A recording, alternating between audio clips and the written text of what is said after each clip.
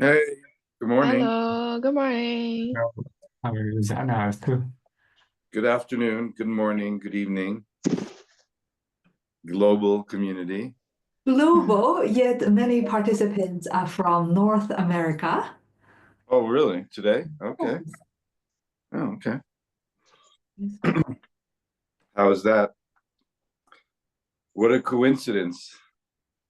I think Greg sent the email to introduce everybody so that we all kind of know each other before.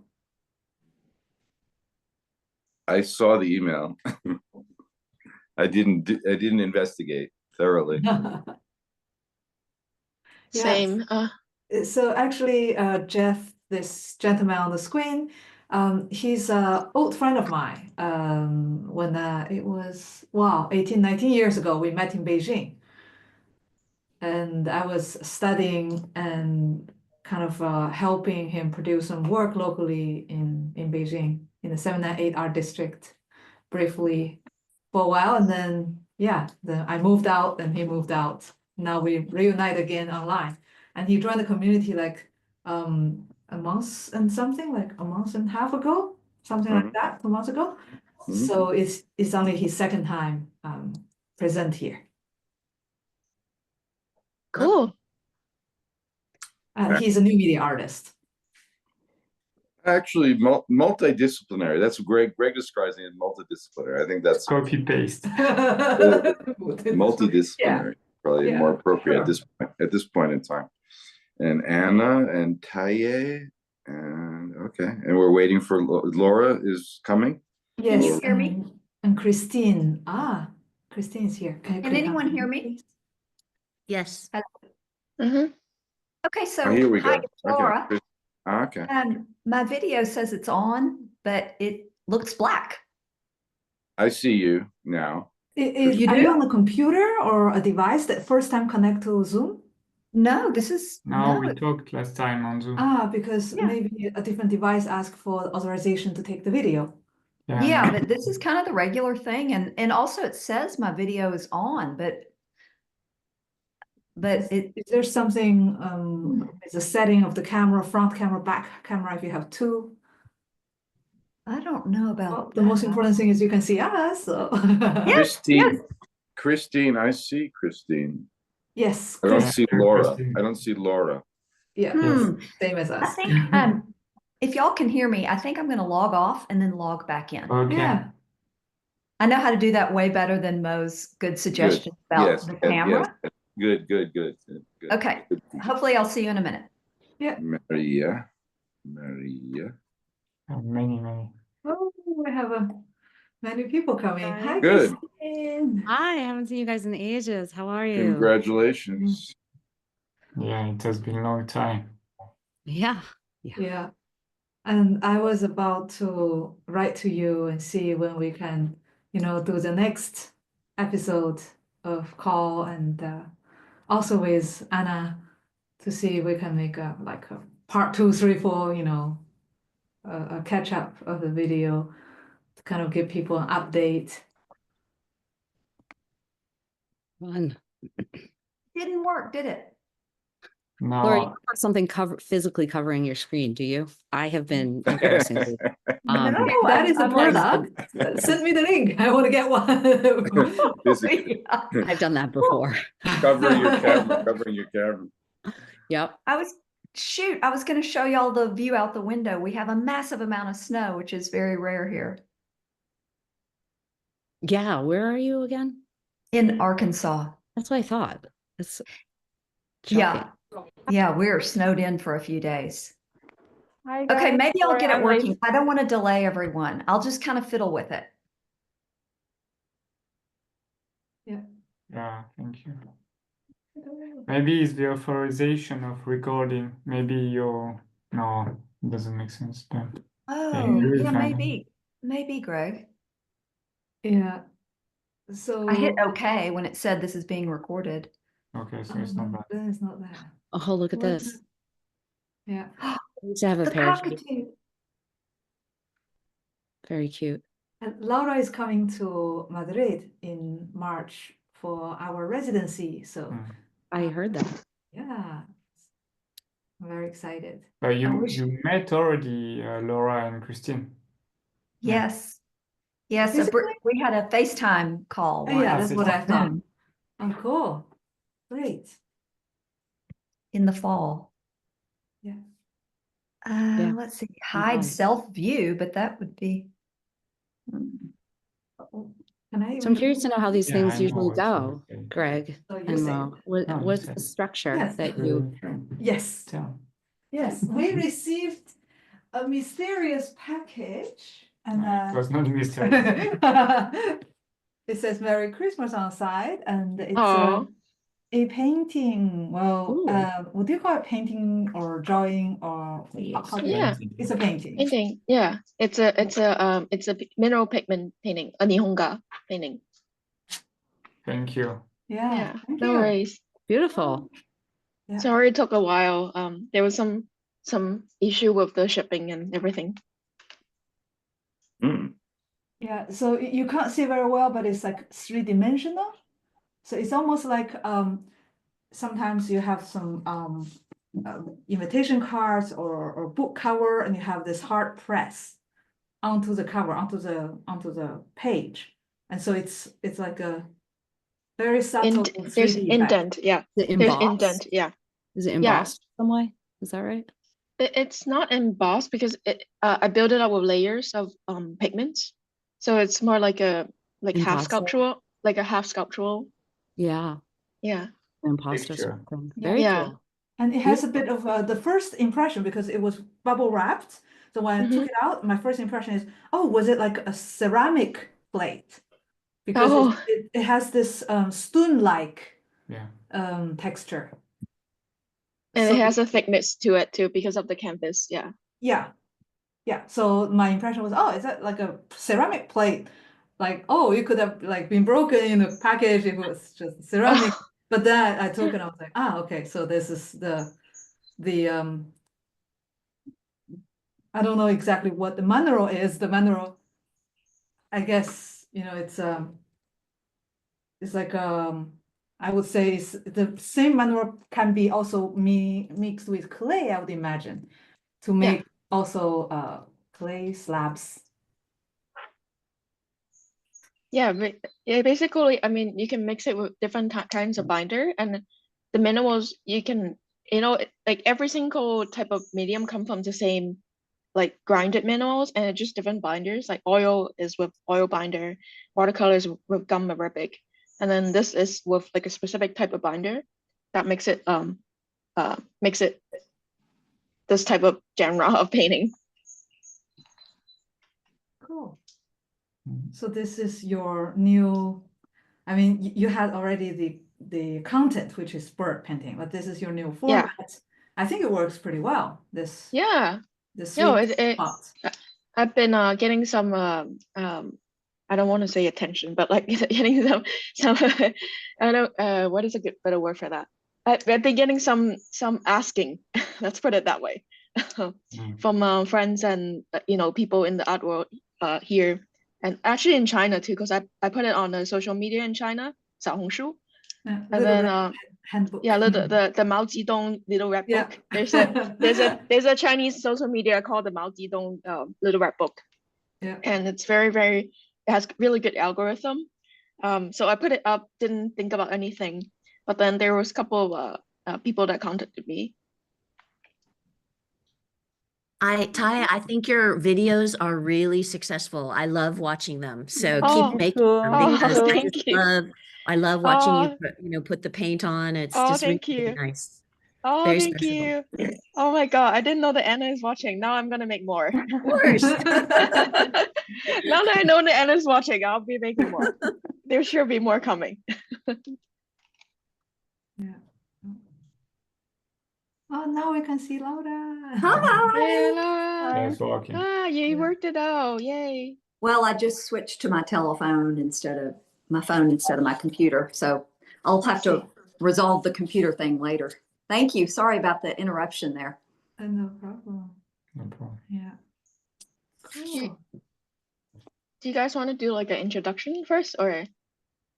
No, We kind of pre-introduced with the email. Oh, okay. everybody, yeah, So I didn't. Okay. Yeah, so there was just Maria. I didn't introduce because I received the the confirmation you were coming, but Maria is an artist. well, like all of us And right now, where are you? Where? in Porto.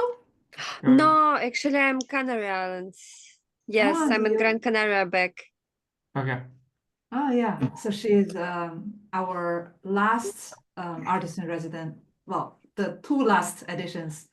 So yeah, she came with us in Madrid. She came to us for a month and a half, and then she moved to Gran Canarias. Great weather there, beautiful landscape.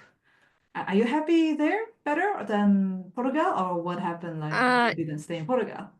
It's just for 1 month to stay in a warm weather, and I'm going in February to Madrid. Ah, again. So maybe you'll meet if you stay in Madrid for a bit. You'll meet Laura, maybe. Yeah. Ah, Laura. She's coming in 2nd of March. Oh yeah. It's gonna be happen. Yeah. Thank you. It's gonna be nice. Were you in the YouTube video Art in the Time of Crisis? Yeah. Yes, it was mine. Yeah, that was Yes. excellent. Excellent. I loved watching that. Greg. Do you told me like it about that. really? Oh, Yeah. thank you. Oh, yeah. You did an amazing job, and you explained your situation really clearly, both verbally but also through the artwork. Oh, thank you very much. I appreciate that. Yeah. The story and the art has a they have a kind of connection.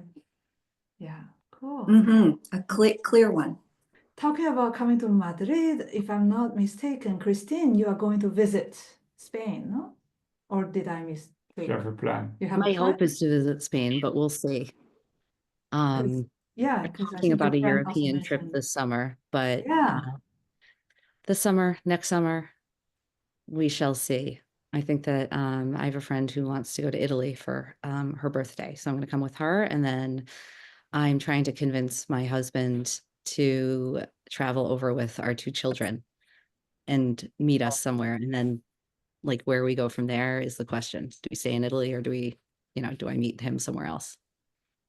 And they're Cool. both studying Spanish, so Yeah, if you come to Italy, it's not that far from us. Maybe exactly. we'll make it there. Yeah. Yeah. So I think it would be great to go to Spain. We kind of are, they are 12, 13 and 10 and a half. And so I've asked them to do a little bit of research themselves, but of course that hasn't happened yet. So Well, safe choice would be just going over to France, and that would be, your familiar terrain. So my husband feels very strongly that he does not want them to go to France yet because that's such familiar territory for us. We don't want to take them there too soon. And the food is very specific, whereas a lot less emotional attachment to how they feel about countries like Spain or Italy, funnily enough. We lived in Paris for about 6 years, for those of you on the call who may not know that. And then in Hong Kong, and then Singapore. And in Hong Kong, I had cockatiels that were just outside my window. Yeah, the yellow-crested cockatoos. So you were living in Hong Kong Island, I guess, central area. Yeah, on Bowen Road. Cool. They used to be where my school is, West. So I went to a school that has like a parrot in the tree. Yeah. Cool. Oh, it was great. I loved it. Loved living there. They really I went back to Hong Kong this summer, and I had a friend in Hong Kong U that studied those cockatoos in Hong Kong U. And so I met up with her because I met her online, so I met up with her in person.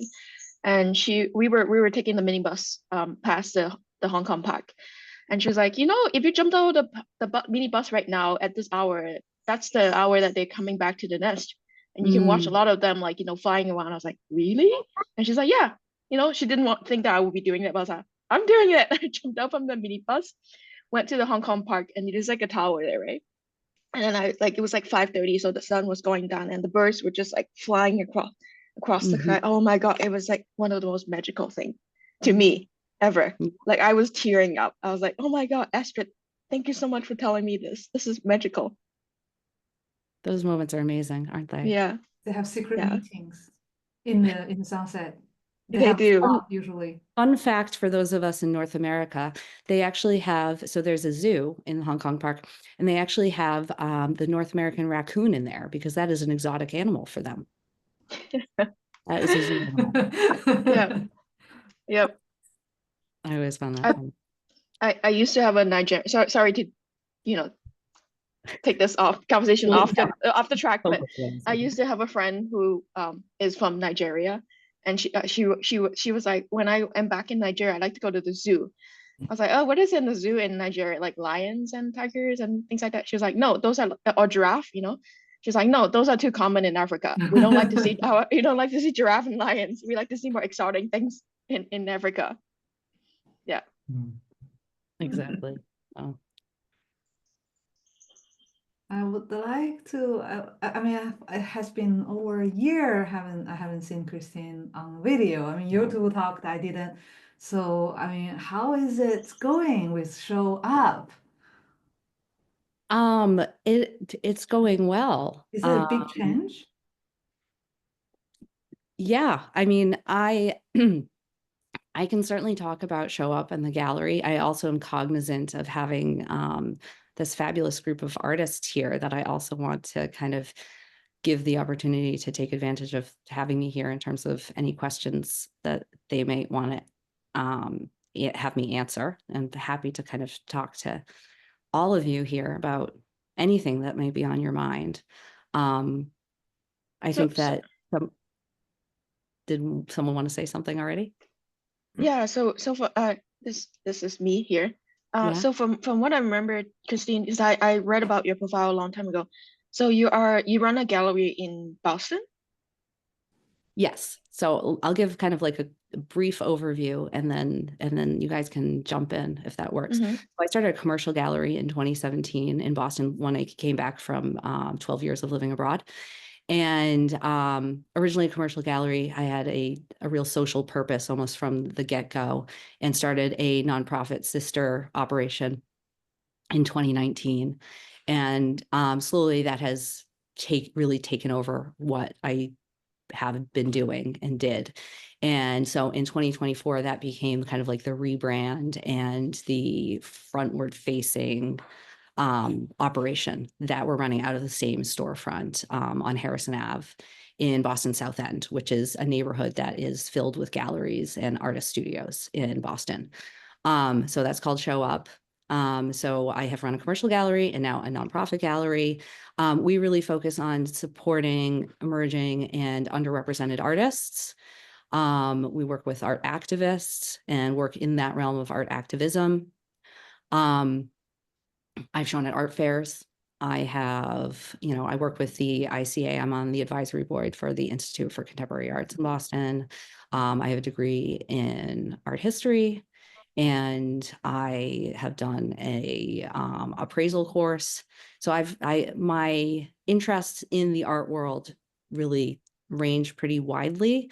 And I've had the opportunity through what I do to work with and talk to a lot of art curators on an institutional level and, other gallerists. So I have, a fair amount of perspective on anything that you guys may be curious about. And I'm happy to kind of like just be here and be a source of knowledge and advice. And love working with Mo, love working with Greg, and have found that our relationship has really brought me a lot in terms of stretching me to think in different directions and pushing me to think about things, in terms of mostly like especially on the digital side, and trying to write things and talk about things online, and has connected me with people that I never would have been connected with otherwise. So very grateful to them and happy to be here today. That's true. Nice. And you have a community as well. You don't have a community. There is a community around Show Up. It is a community itself. Yeah, so I would say we have, what's interesting about us is that I would say that we have like our community, and then we also kind of end up building these communities around our exhibitions. So right now we have a graffiti show up, And it's 8 local artists. It's kind of like a whole crew from Boston and a curator who we trained to be the curator of the show. It's someone who is writing a series of articles for Art New England, a local art magazine. And it was supposed to just be the series of articles. And about a year ago, she called me up and said, hey, what would you think of having a exhibition, culminating exhibition to go along with this series of articles? I said, yes. But it required kind of teaching her how to do this. We have the Show Up Curatorial Incubator Program, which we called SKIP. And so it was her, and it's this crew of about 8 guys. And yeah, we've had this show in here.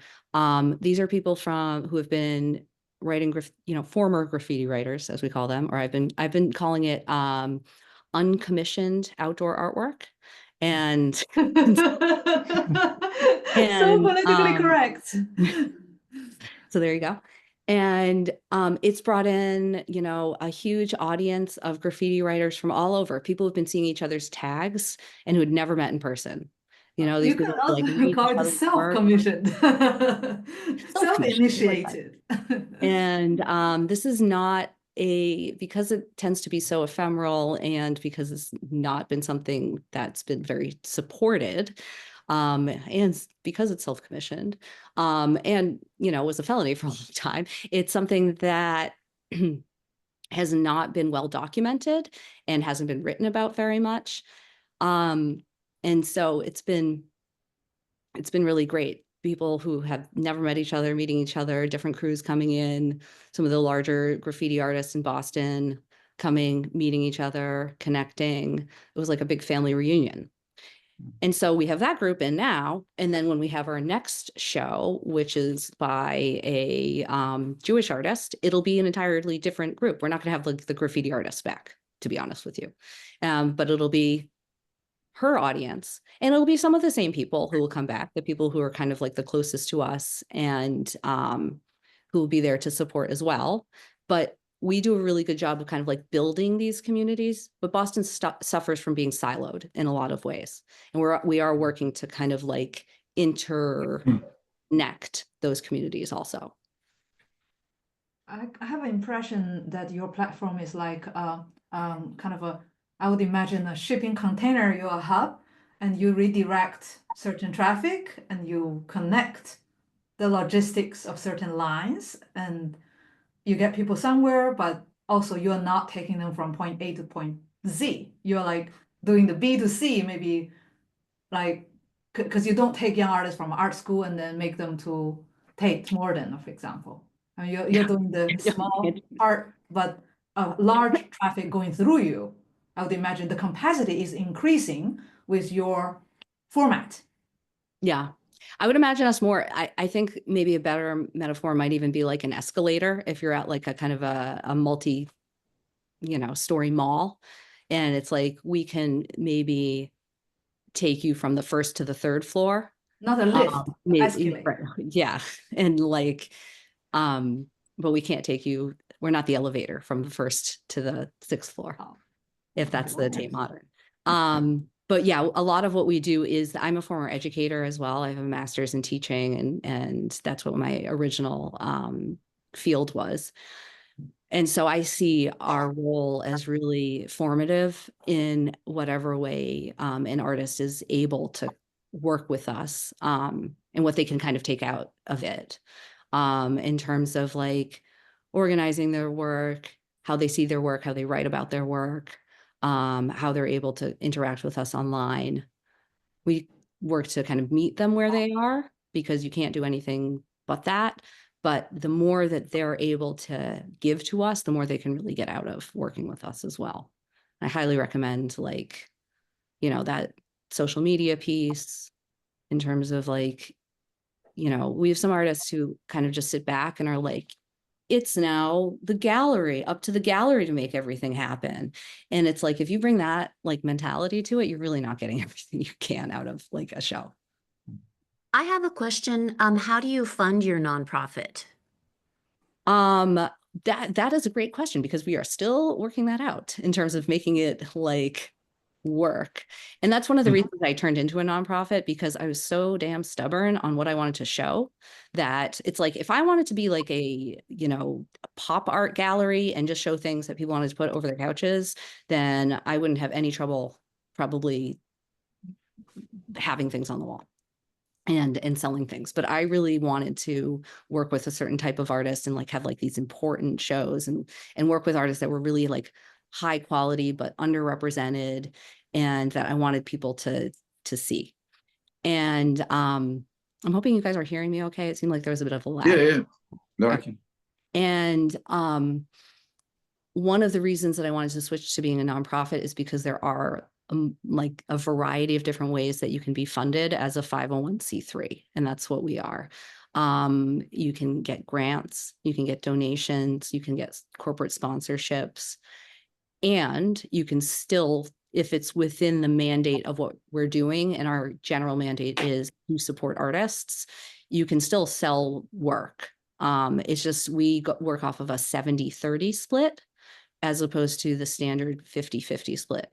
And I actually like that a lot more too. I think that it honors the work that the artists do. We also give artists a small honorarium when they show with us. And when you work with museums and other institutions, that is usually or hopefully something that they do. That's what I found. And I really like that. It's not usually going to like kind of pay for everything. It won't necessarily, if it's across the country, it won't necessarily pay for you to, you know, your airfare and your costs to stay there, but it's something to make you feel like acknowledged and supported in the work that you're doing. And it's also nice to kind of come away with something, as opposed to if you don't sell anything, like nothing at the end of a show. And so that's what we do as well. So is it a mandate to, it's so from what I'm hearing from you, it's not a mandate to provide artist fee for a nonprofit in the US? No, you don't have to pay artists to show. Is that what was that your for a nonprofit? No, yeah, artists can kind of do whatever they want. I mean, nonprofits can do whatever they want here, unfortunately. Yeah. But a question, did you start with nonprofit, like from start of creating your gallery? So we started as a commercial gallery, and then in 2019, I added on a nonprofit wing, and we did things like the most fun projects that we did were the nonprofit side. We did like the artist in residence program over 2 subsequent summers. And then we did like one exhibition that would be an add-on to a solo exhibition. And we kind of kept doing things, but trying to tell people, oh, like we have a commercial gallery and we have this nonprofit side. What do you think about like donating to the nonprofit side? People are like, I don't understand what you're doing. And I realized that I had to focus entirely on one thing in order for people to really understand what I've been trying to do. Like, for example, I have 5 nonprofit artists. I know them and I want to like help them. Yeah. I want, for example, create a gallery. What can be like 5 steps to do it from your own angle of view? So when you say you have 5 nonprofit artists, does that just mean that there are 5 artists who can't sell their work? That's what I want to clarify. I want to sell their work. Okay. So you think these are artists. So I think that one thing that's important is making sure that you're investing in artists whose work, I'm assuming for you, feels like it has a value to be seen in the world, right? And what I would say is that making a curatorial proposal for these artists to be seen, and then finding a space where they could be seen that's not yours is probably the way to go. So that you're not actually investing money per se, but you're investing your time, resources, and then putting, like, if you go on to like there are websites that are looking for calls for curatorial proposals.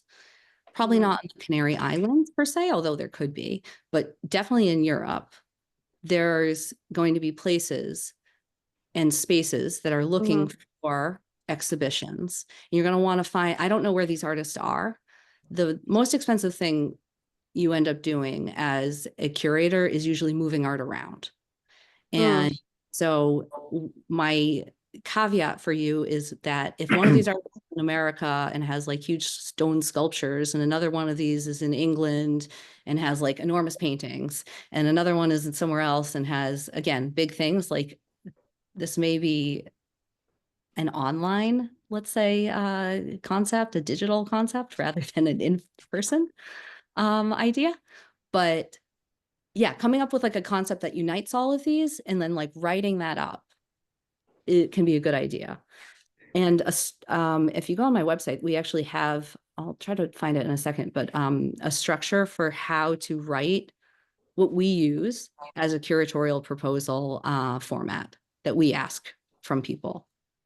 And it's just like a Google Doc because we accept curatorial proposals. I would say mostly from local sources because taking artwork from far away is, again, very complicated. But rather than being like, I'm going to launch a gallery so that I can like show these 5 artists, like that's probably too much of an investment in these people's career. But like acting as a curator for them could be amazing. That's like, artists need curators who want to support their work. And that's something that you could do. Yeah. And thank you very much. Thank you for answer. Can I jump in here too? Both my partner and I also have switched from being mainly working as for-profit to nonprofit.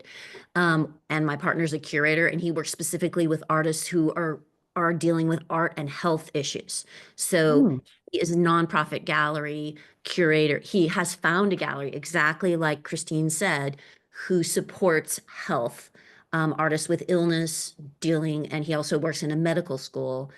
And but both of us, we do not have our own nonprofits. We use fiscal sponsors, which is something that is easier to do if you're thinking about doing a nonprofit. So what that means is you find an umbrella organization who will do a lot of the nasty things that we don't like doing, like keeping books and paying taxes. But because of that, we pay every dollar that comes into our nonprofits, they take 10%. But it's totally worth it for us because we do not want to have our own nonprofits. We want, we help. Our fiscal sponsor is super great and takes care of that for us. Can you explain that setup exactly? What's the exact setup? The fiscal sponsor and you? The fiscal sponsor is they're a nonprofit umbrella organization. Oh, and okay. Fiscal sponsor specifically helps artists in community. Okay, it's So an umbrella organization. Fiscal sponsor. It's an umbrella organization. Yeah. Okay. Yeah, and you sign a formal agreement with them, and there are national, like in the United States, there are some fiscal sponsors that work across many states, and then there are local ones. And there's I don't know if the same thing exists in Europe, but it's a much easier way to get into the nonprofit world with much less pain. And also, if you don't really know if you want to spend the time and money to set up your own 501c3. So sorry, Anna, were you in the introductory email or not? You're Anna Stump. I'm Googling you. No. I didn't send because I didn't know she was coming. Yeah, my project is an artist design miniature golf course, but it is completely for the community.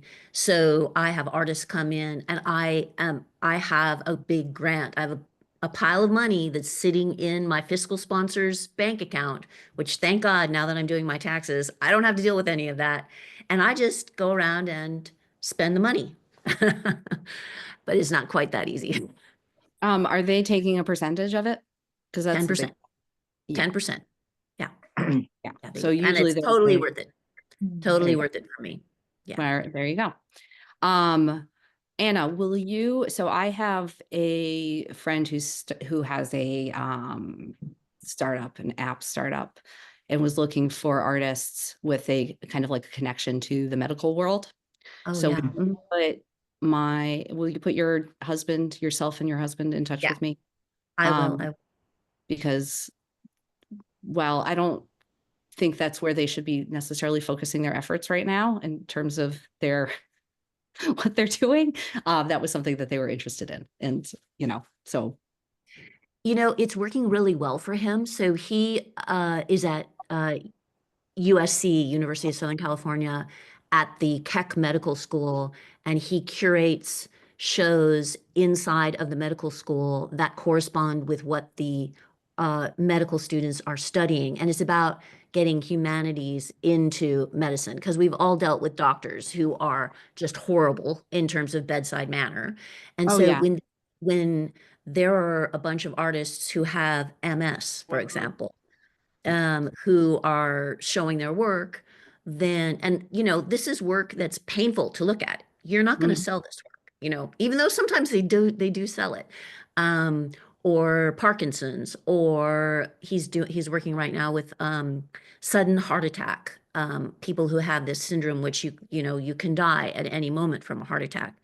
The medical students and the doctors, they have these conversations through the art. So it's really very gratifying. And now there's a gallery in Santa Monica. I certainly hope it's still standing. That is supporting the same work. And they do 4 shows a year. And so it's a specific kind of gallery that is supporting people who have these illnesses, people who have family who have these illnesses. And then some of the funding comes from corporations, medical corporations, who are they sponsor that stuff, and that's possible through a nonprofit. Amazing. We do something similar with a lot of the all the pharma in Boston. So downstairs, they'll, in their lobbies, they'll have exhibitions like that. Oh, that's great. I put in the chat Resilient Sisterhood Project, which is an organization I'm involved with, which works towards reproductive justice for women of African descent. Has an exhibition that they've put on a couple of times, which is very powerful. Just looking at it started with the history of Marion Sims, who is considered the godfather of gynecology, and really how he essentially learned everything that he learned and tested all of his devices on African slaves and enslaved women, and really honoring those women rather than him. And this was up for a long time at the offices at Skip Gates' offices at Harvard University in 2023 for most of the year. And now has been traveling around to some universities, and we're hoping it goes to New York. So. Yeah, Ted is always looking for, future programming for both of these galleries. So definitely that'll be a good connection. Yeah. I'm just I don't know if we'll have this chat later, so I'm just gonna put that. I love all these connections. Here's my email. Thing. Yeah. But in terms of like an artist career, and some this has taken a long time for both of us to reach this conclusion that, okay, you're trying to make it as an artist, as a commercial artist. And, there's a point where I'm tired. I don't want to sell artwork to rich people anymore. I want to do things for my community. And there's a way for us also to be paid for that. We don't do these things for free. Within the nonprofit, we are paid. It's not a lot. It's not enough to live on, but I just think it's much more fulfilling for me and for him to have this kind of role in the art world than trying to just make it as an artist. This is a tough industry. I mean, it's I don't even know what else to say beyond that, other than it is so hard to make it. Yeah. With it. And it's particularly terrible right now. I mean, I'm sorry to bring it down, but what's happening in LA right now is so tragic. We all know people who have lost their homes, and it's a lot of artists in the Palisades and Altadena. Yeah, I mean, it's going to have a huge effect. It's going to have a huge effect on all of the LA art world and California. Yeah. And there's, terrible. I mean, like the Palisades fire is closing in on, it's already burnt, I believe, parts of one of the oh great, look at that, my thumbs up. One of the Getty museums. I haven't seen any of those gestures come up in a while too. Usually I'm getting them all the time. One of the Gettys, and it's also, I've been watching on the maps, the second Getty and the Skirball Museum as well. Which is, yeah, I've been monitoring that very closely. But no, it's devastating. Yeah, I see you went, Anna, you're in LA. How far are you away from? I'm in Joshua Tree, but Ted is in LA right now with my son. Oh, you're in the desert. You're in the desert. Yeah. I see. Okay. Yeah. So Well, it's relatively close, very close. It is, and that we have a business there in LA. So, Wow. I think it's going to have a lot of trauma on people because it was not just one fire. I mean, we're used to fires here, and you see one fire in the distance. They were surrounded by fires. It was very, very frightening. Yeah. I think 6 degrees of separation. I'm sure everybody knows somebody in their history of art that is affected. I mean, yeah, I know Andi Timiner. She's a colleague of mine, and her house burned down, and she's a filmmaker, quite a good filmmaker, and she lost everything. She lost her entire house. She wasn't there. She was away, and her house burned down while she was away. And imagine you're away from your house, your studio, and everything burned. It's like, yeah, we have a friend who was there with her college-age son, and they escaped on bicycles, and their house burned to the ground. Yeah. All her life's, I mean, all of her film, everything all of her work that was in her house and studio is gone in a minute. I think it's an argument for redundancy when you're working as an artist, and in terms of sure.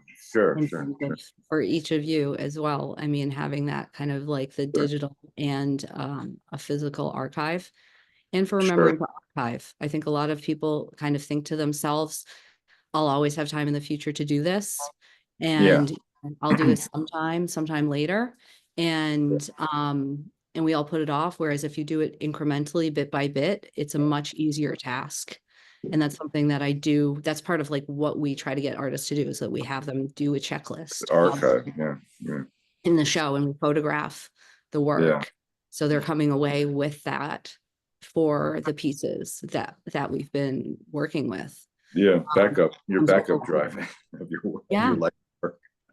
Right. Well, because the internet, like all of this could get unplugged in a second, and and God forbid all of it happens at once, but I think then we're going to have much bigger issues to deal with in our art if the internet and everything gets blown up at once. So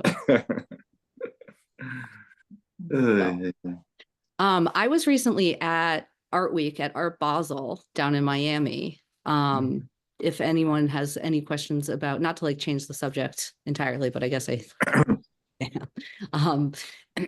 anyone has questions about like art fairs or anything like that, has anyone here been to an art fair, either as a showing or visiting? And what have people's impressions been of those? Laura, you said you'd been to one. Yeah, I went to several in Miami with a friend a few years ago, maybe 5 years ago now. And I was completely blown away and inspired, and also baffled and kind of a little disappointed about what seemed to be quote popular, and it in a way, some of it feels like this big farce, like this big kind of created, if a certain person says that this is valuable, then it's valuable, rather than like materials and content and history, and that's not the case for everything I saw, just some of it. So it really ran the gamut. I mostly was really impressed the variety of materials used. Also, there's just themes to each one that I've been to where you really see a lot of artists, no matter where they're from, have similar things on their minds. And that's kind of like this hive mind feeling that no matter where you are, a lot of us as humans are struggling with very similar things. And then, of course, you see the artists are going to present those themes. And that was really rewarding to see because it was kind of this unfiltered, there were nuances on themes and topics based on where people were from, but still a lot of repetition of themes, not because they were copying each other, but because there's global patterns of what we're experiencing. And that was important. That was really moving to me to see that. But then also there was kind of like the hype about the banana on the wall, the container of Windex window cleaner that was like $100,000. It was sitting on a pedestal, that kind of thing that, yeah, there's always going to be garbage at these things. Yeah. That I can give you my whole thesis. Do we need to hear my thesis on why the banana is valuable or yeah, not? Yeah, I'd love to hear what you Yes, think about your please. experience, but Yes, also please. I know who was the yes, please as well. I had 2 yes, pleases. Okay. I showed that year when the banana went up on the wall. I was at Aqua, which is one of the small art fairs that this guy actually, this is a piece by Ad Fuel. He decorated the outside of the Aqua, like the motel, which is on South Beach, where the fair happens every year. And so it's a cool little one where everyone has like their own hotel room and they show in there. And that was the year that Maurizio Cattelan put the banana on the wall as this like kind of gesture of protest, being like, the art world is so ridiculous. I could put a banana on a wall with a piece of duct tape and they would sell it and people would buy it. And so, of course, Gallery Perrotin, his gallery, did put a value on it and decided that it was going to be an edition of 3, each for $100,000. Now, at my fair, one of my friends who has another gallery that he runs went out to Whole Foods and bought every single banana and started putting them on the walls with duct tape and proceeded to get himself kicked out of his fair and out of our fair because he was creating such a scene with it, which was pretty funny. But what happened so the important thing to know is that it's not the duct tape or the banana that has any value in itself. It is the concept and the license to actually recreate this piece of work. And when you're looking at the value of a piece of work, you're looking at essentially who creates it, the scarcity, and the quality of it. And those 3 things can all vary. And so for this, you have like, let's say quality, right? It's a piece of duct tape and a banana. So like the quality is at like 0. It's a very good piece of duct tape and a very good piece of banana. It's amazing. It's amazing. It's amazing banana. Right. But those 2 things kind of go out the window. The scarcity is there's only 3 of them, right? It's not like a one thing, but a one-off thing, but they've made it so that you're not gonna have many of them. They didn't decide they were going to sell 100 copies of this. There's not 100 licenses to make it. There's only 3. And then you have the fact that it's Maurizio Cattelan. And this is a well-known artist who makes this sort of work. He's kind of in the Marcel Duchamp concept. So this isn't like outside of his realm of like what he makes, this like boundary pushing work. And what happened was someone bought one of them and immediately donated it to the Guggenheim. And so by doing that, and by people immediately buying these, it is a self-reinforcing piece of artwork in that if the commentary is essentially the art world is ridiculous, look how much people are willing to buy or pay for a banana on the wall, right?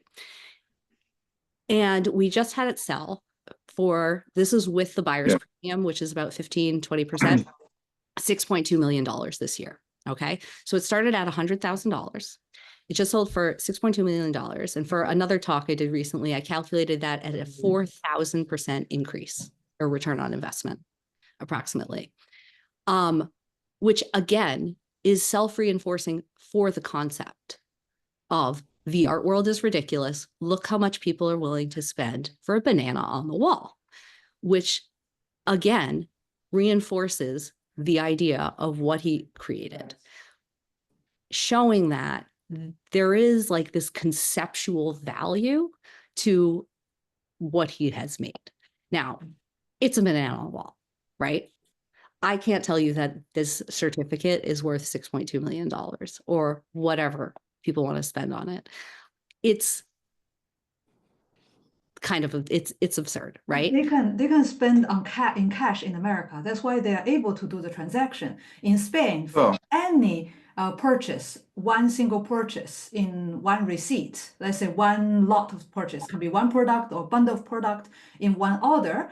If it's more than 2,500 after 2016, it's illegal to pay it in cash. Therefore, money laundering is out of the window in the art world in Spain, in theory. So it makes it extremely unattractive to hype up a product for money laundering because they are blocking it. Well, you can try to do it in a free port, but there's an island next to Mallorca. There's an island that connects to Venice Biennale. It's an artist residency for a very rich artist, and nobody can control what is sold. It's Spanish, and you can make the trip and you can sell, and there's no. Interesting. There are ways to do it. Is a rich investor. He just bought the island to put this very big residency. Nobody has access. well, you can just go to Monaco. What is the island called again? You just look for Mallorca. Yeah. Artist residency. Malloac. Yeah, I've seen that Instagram before. It looks really, really nice. Yeah. I'm curious to hear more about that and how, like, what is this, like a Gibraltar related sort of situation? I'm like, how is this not subject to EU law? But there's always loopholes here, everywhere. if I may, in America, these things may be people may be paying cash. I don't know who bought it. I also met the higher ups at Bank of America, and it turns out that they are the ones who end up financing and helping to finance most of the art purchases. Bank of America, Merrill Lynch. They will have people who borrow against their current piece of artwork and leverage those for their future purchases as well. And that was fascinating to kind of meet the people who are, they said that they're the ones like who are offering they're the middlemen for a lot of these purchases, because they're not necessarily cash purchases for people. But this kind of speculation is like selling rebates. I mean, it's it's healthy. absolutely It's in a system where it's interesting. It's allowed. It's interesting that we're living in a time where this kind of fascination. So we have like a few landmarks here. We have Duchamp, right? That's the first landmark in this case. You want to talk about the concept. Then we have Baudrillard, who is another landmark here in this case, who posits the idea that a real object, a reality, is going to be supplanted by its hyperreality. Okay, so in this case, the object doesn't matter anymore. This is Plateau. It's a hyperreal. Okay, so you have Duchamp, who wasn't a philosopher, but he was an artist philosopher. He posits the idea that he can put anything down and it will no longer be the thing itself. It will be the hyperreality of itself. Then you take Baudrillard, who puts it into a concrete philosophy. And then you have Cattelan, who does a perfect trinity, where it's not like he's the first one that tried to do another Duchamp, but he does the master stroke. He does it exactly at the right time. exactly in the right place, exactly with the right pedigree. Yeah. So it's a beautiful thing, you know. It's a beautiful thing. And then you have things like Bitcoin. We're living in an age. We're living in an age where an NFT. We're living in an age where this hyperreality has become so accelerated that there is no more a monitor. You know, it's just running at. It's, in a way you could say it's running at such a fast speed. So sorry, the speed. Who wrote Speed? That's another philosophical landmark. Speed. French philosopher who wrote Speed and the Art of anyway. Okay. Is that French? Yeah, he's French philosopher. He wrote Speed and the Art of. Okay, so but you know, now I know which one. Running at such a fast velocity that there's no more control. You know, there's no breaks. Do you mean that the book Art in the Age of Mass Reproduction? No, Speed. No, he wrote. Not what Benjamin. He's the philosopher that said Walter the train. Benjamin, Art in the Age. He's a French philosopher. He said his famous quote is his famous quote is the train is the train wreck. The moment the train is invented, there is the train wreck. The moment the plane is invented, there is the plane crash. Okay. Those are his most famous quotes. So what I mean is that, what I'm saying is that even beyond Baudrillard now, we're living in an age where the speed of this kind of thing, like in the case of the banana, has reached a point of Duchampian maximalist absurdity. You know, I mean, we're living in an age where this happened, right? This is now a fact of life, and artists have to deal with it. You know, it's like we are now, like, art and philosophy and the mimicry of art. This is like on my mind a lot now. We're living in an age where the mimicry of art, you know, we used to call this clever art, you know, I mean, like 10, 15 years ago. Back in like Dada, it's back to Dadaism in a lot of ways. Yes. Yeah. Well, yeah. I mean, it's complicated. We could have an hour-long discussion just on this subject, but you know, like, it's like, yeah, Greg. Yeah. I'm very, because there's someone who is not here today, is in Italy, and Esra is in Italy as well, and I'm curious about what do you think about Maurizio Cattelan, because Italian, they really like him, and he has something special. But one thing I try to make shortly is this is not new. The only thing new between Maurizio Cattelan and Duchamp is that it's really the idea of Maurizio Cattelan. He was inspired by Duchamp, but then there is a cycle we forget, and many person they don't know. The mass if you publish that on social media, nobody really makes the connection. The normal people, I would say, the not cultivated people about art, they don't know about Duchamp, so they are amazed by his move. The difference between Duchamp and him is that this is not Duchamp's idea. This is the idea of a woman, and he took the idea from the woman. And so there's a big thing about it, and there's a foundation. Yeah. There's a foundation of Duchamp because there's a lot of money behind it. But you can dig, and there's a baroness. She had offered the urinary to the fontaine to him, and the idea of a ready-made. It's not his idea, but then, of course, if you dig, there is so much money in it that some people, they would say, no, this is all wrong, but you can dig into it. And one thing, this is not new about so this is essentialism. Basically, the idea is stronger than the reality, like love is stronger than if you love someone in reality, and the idea of love is really stronger, or the soul, or all these things. And this is from Plato.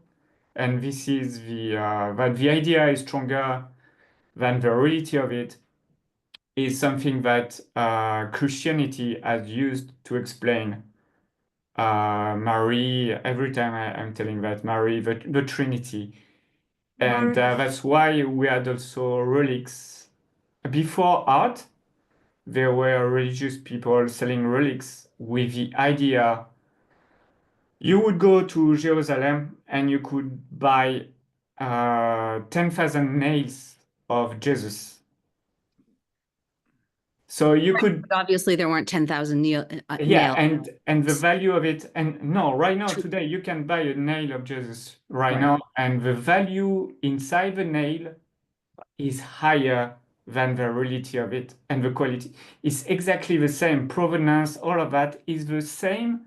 And Duchamp and the Baroness, they just reused what religion has been used that was inspired by Plato, because Plato didn't push materialism, like pragmatic idea, pragmatic things, like Like the Chinese. like the Chinese, and at the same time the Romans, they were very materialistic, and you cannot have this value that is stronger in Christianity, that is stronger in reality than the idea. Otherwise, you cannot really explain things pragmatically in Christianity and any religion, in any religion. So the contemporary art is really taking the same ideas, and this is nothing new. This is really nothing new. But yeah, then just jumping to Ezra, please, I'm very curious. What do you think about Maurizio Cattelan? Okay, Well, I have nothing against provocatism in art, or like Yeah. I have all my respect for conceptual art. Although I tend to like art that is about making it. I like done art, but it's fine. It's just like very sad that seeing how the world is always ready to appreciate male intelligence. Like I'm just very sick of history writing or narrative making around this like bunch of idiots, or even like talented ones like Dostoevsky. But like her mom was the first Russian publisher that rest of the world doesn't know the story, and like how many lives they were sacrificing while they were producing. Even let's say the male is really genius or talented guy, there's still like so much invisible female labor around them. Like also Tolstoy's 8 children were like abandoned, and it turned out that his wife wanted to be a writer as well, and now we are discovering her letters, and it's still very underappreciated. So it's just like the world is so ready and wanted for that kind of yeah, very provocative discourse. We need it, we consume, and some other mostly male white businessmen are still producing more money about it. So I don't know, like I don't know what is the right attitude to discuss that. Like, can't we just ignore? But I don't know. But also I have a question, but I need to leave very shortly, about this Miami Art Basel Miami, but I follow Venice Biennial and Bologna Art Fair, like some big art fairs in Italy. But my main feelings during that event is just rush and fatigue, like, and it's just like I feel I consume so much, it's like overstimulating. So I wanted to ask Christine and Laura's opinion, like how they feel about the art, or maybe they are not rushing. I don't know, maybe that's like the culture of Art Basel is more chill. Yeah. No, there's a lot of intensity, I think. And I certainly was not able, I was at Art Basel only for one day. So I had to come back for an opening in Boston on the Thursday. And so I was only there the day of the opening, which was the Wednesday. And I was there from like 11:30 in the morning until they closed and kicked me out at 7 o'clock at night. And I was not able to see everything. And so there was, while I wasn't on my feet the whole time, I had to like take breaks and sit down and things like that and, you know, talk to people. There is this sense of like overwhelm because there's so much work. I always take a ton of pictures. I take lots of pictures and pictures of the labels. So that's what I always do as like points of reference. And I still regret that I don't take more pictures afterwards. There's always pieces that I wish I had the photographs of. And it's always like you get to a point where you like can't look at it anymore. But what's fascinating to me is like how you'll see the same stuff over and over again. And so it is that, as Laura was talking about, kind of like seeing those trends, like Julian Opie was everywhere this year. And this is an artist that like, I don't know, was not really on my radar until, you know, about a year ago.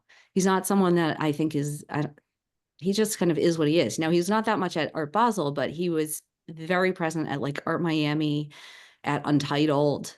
I think those were the two main fairs where I saw him, but he was like, I'll try to look up a link and put him in the chat in a minute. I find that it is almost more useful to kind of like look at those trends. You know, you photograph the few artists who really move you, and then also kind of like look at overall trends and how that may inform you. And also like have like a plan, if that makes sense. Know which galleries you really like. And, you know, like I went and looked at, do you know Gallery Continua? You probably know them because they're in Italy. And so like I went and talked to them because we have a friend of mine is a collector from them. And so we went and chatted with them and I talked to the owner there and everything like that. And so like I go around and I'm like, I need to go and talk to Derek Adams. And so I got my like photo with Derek because my cousin is friends with him and like, and yeah, like that was a highlight for me. And like, so I, you know, I'll have my little like spots where I'm going and then I see what I see on the way there. I would add to that, and Christine, it sounds like you probably noticed this too, that, and you touched on this, that you get a feeling of these being like consumer goods. And so you're just kind of bouncing between how you feel when you see a piece, being really moved, being really impressed, but then also this kind of jarring overwhelm. There's just so much volume and there's so many transactions happening. And then there's also the idea of spectacle.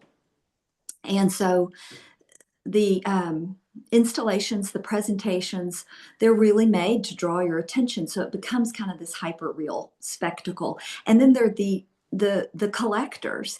And what sometimes it's more interesting to look at the collectors than it is the art.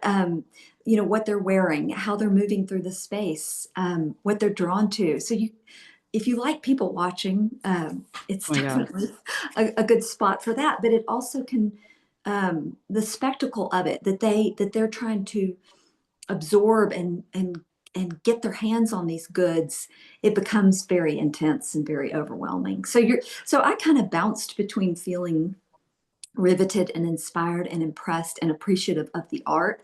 And then I would start to kind of reshift my focus to like the hyper real, the spectacle. It's so multi-layered like that. It's hard to block out one element like that. But the consumer, I mean, the United States is a consumer culture. And so this definitely is evident at the art fairs. Yeah. And I will tell you, so I bought this piece at Aqua in 2018, and I have a piece over here that I bought, that one there. That's a Sam Gilliam that I bought from Pace Prints at Art Basel this year. So I am an art collector as well. And I am both, You know, I'm on both sides of it. Yeah. And I don't go into these things anticipating I'm going to buy something.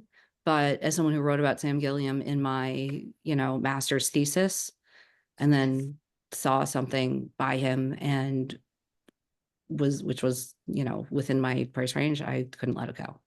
So, so I bought it.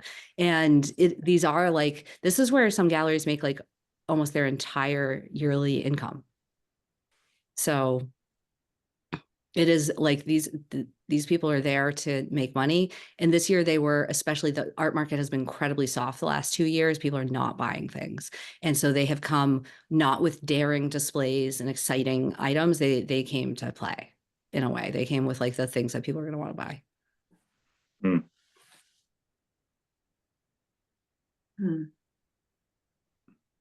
Laura will come to visit Arco when she's here. I will take her to Arco, Art Madrid, Just Madrid if they're still in business, Urbanity for urban art, and Hybrid that is in the hotel room. Don't need to listen. So yeah, so it'll be a hell lot of art fairs in just 5 days. Amazing. Yeah, yeah. Here the market is even softer. Mainly the buyers are institutional.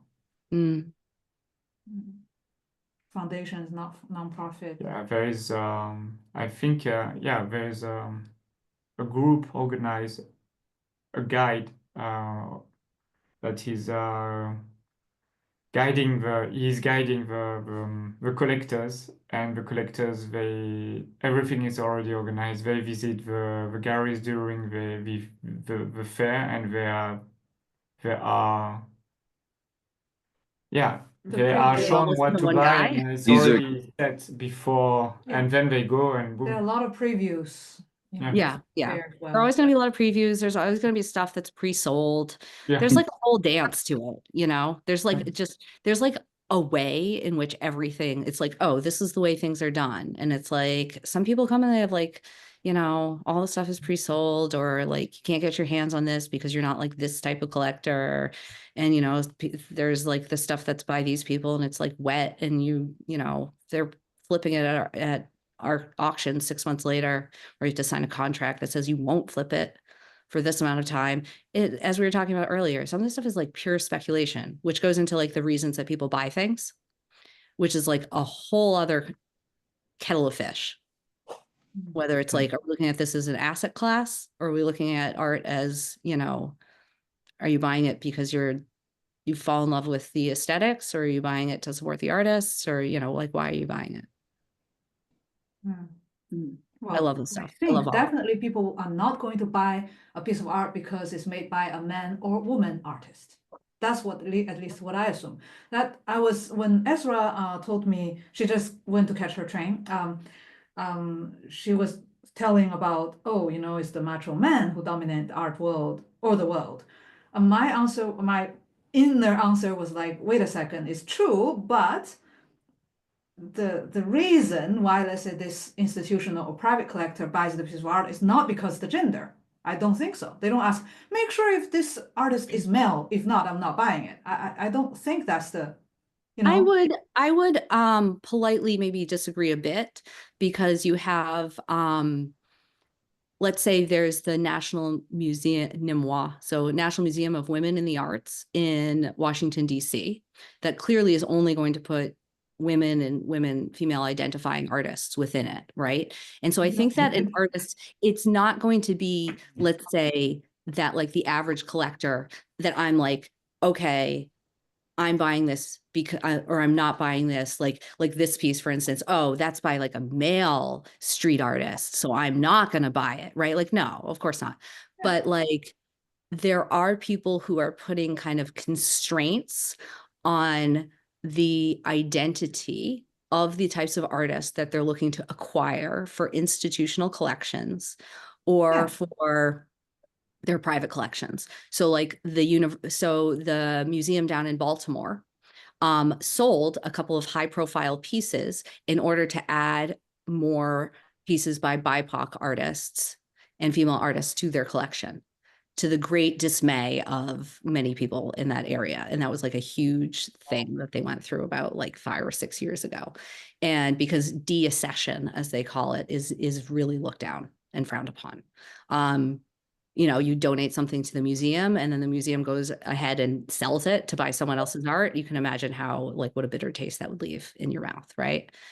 And so that sort of thing is definitely something that's happening on a certain level. I don't know if we would say it was just male, female, but museums are looking to kind of add more equity into their Diversity.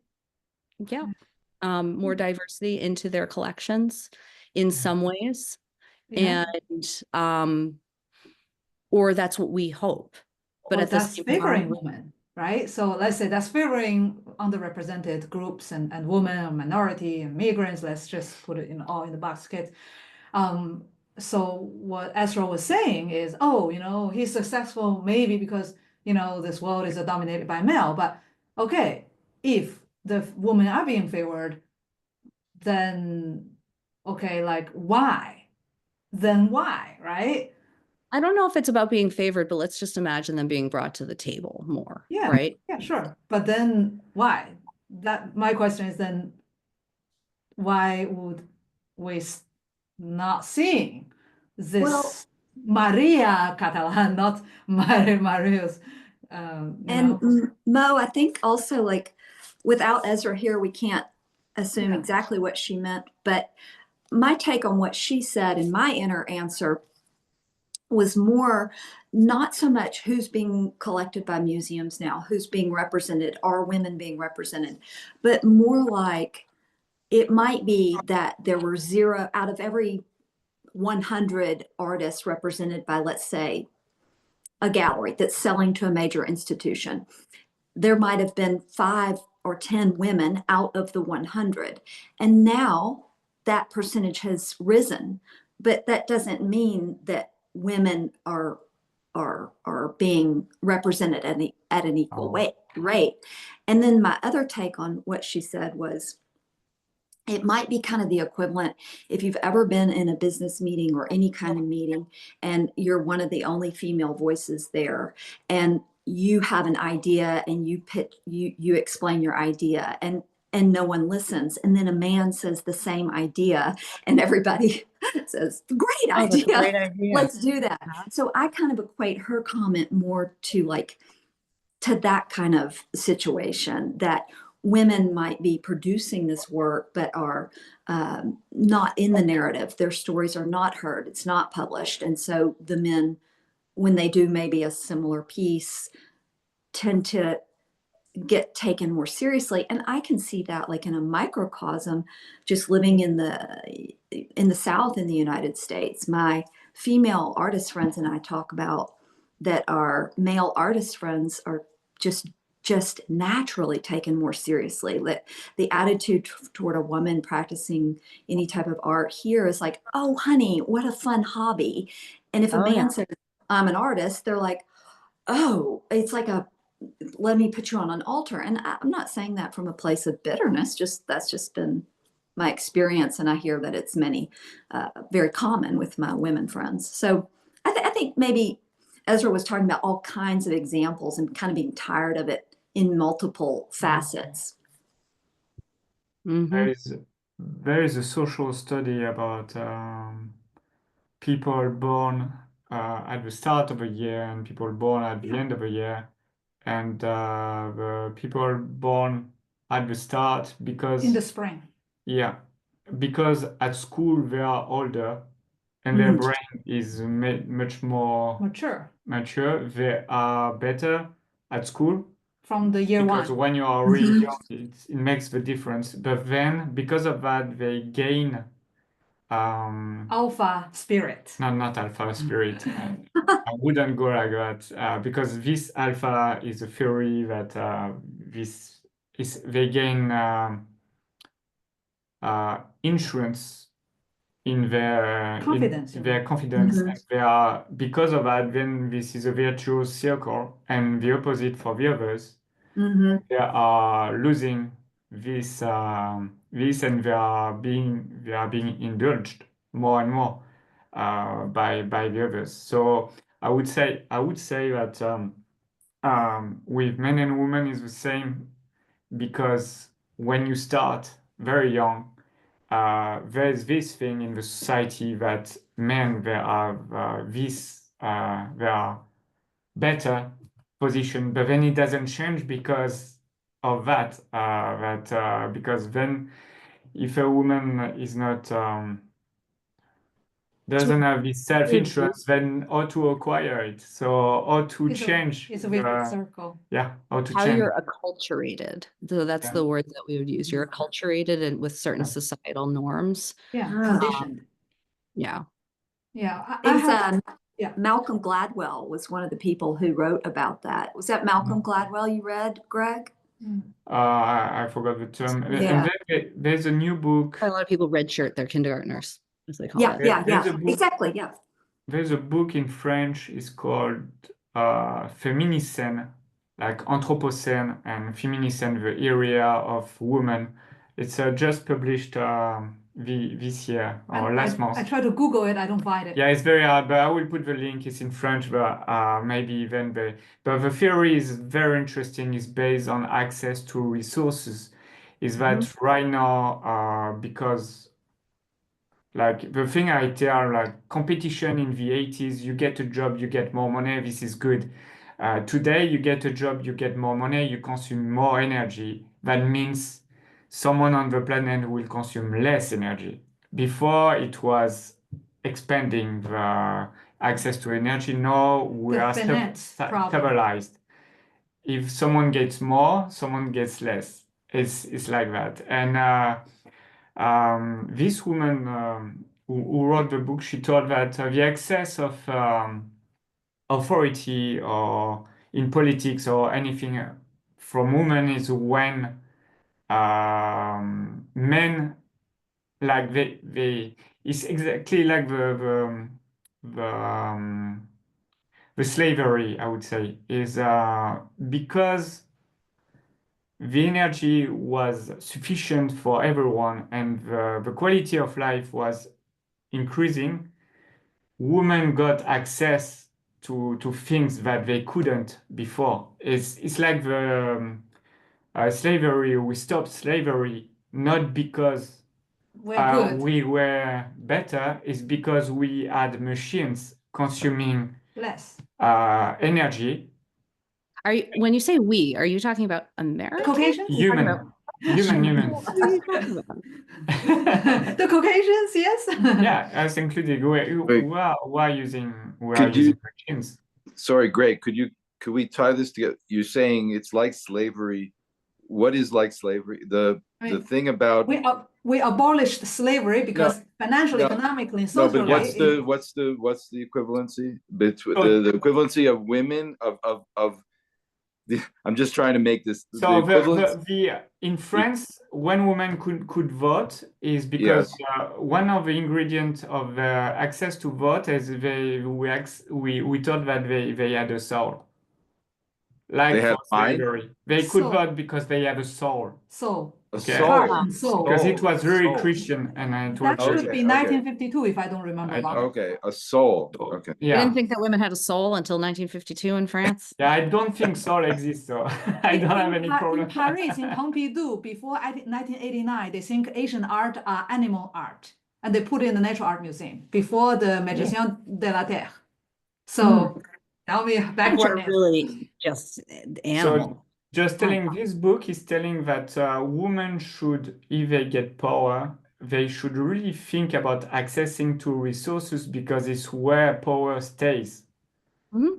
Is not money as a resource, but what provides energy and all these things is where is the gift of autonomy. Because when in a society, when things are going bad, in access to resources like Iran or Iron, other place, oil, gas. likely women are losing back again their rights. It's something that could come back in our society today. So the key things are access to these points of energy and access to how to control them. And so to be able to keep this kind of freedom. Mm-hmm. And who So wants what I'm equal hearing- pay? Who wants a job, right? Well, what I'm hearing there is the importance of having, for instance, people like me who are female business owners. And that's the key, I think, is that kind of like gatekeepers are not all one thing or another, right? That you have a different variety of different gatekeepers who are offering a variety of opportunities, and that we, for instance, are offering resources that are not just financial, but are offering like the time, wall space, and everything like that, and that the value of that. We are more speaking about resources that like the people who are creating the data centers now, and they are buying atomic. Yeah, the former sites, like the Yeah, nuclear, they are linking right? together the resources with what their project. So then they have all the power. I think it's that is important, is the primary resources in metal or electricity. These things are very important. And artists there and galleries, they are completely disconnected from that. And but it could be interesting to think about it. In art, there's primary resources as well. For example, for me, materials to paint and the walls to show, those are primary resources in art, not in the world, but in art. And those are the things probably is worth digging into to see, okay, how can I get more, wall estates? I don't know, or access to the audience. I don't know if that is a resource. I don't know. I'm not a feminist because feminists want equality. I want revenge. So This conversation is going a very like different, interesting. I totally That's- understand kind of the frustration. I'm frustrated too.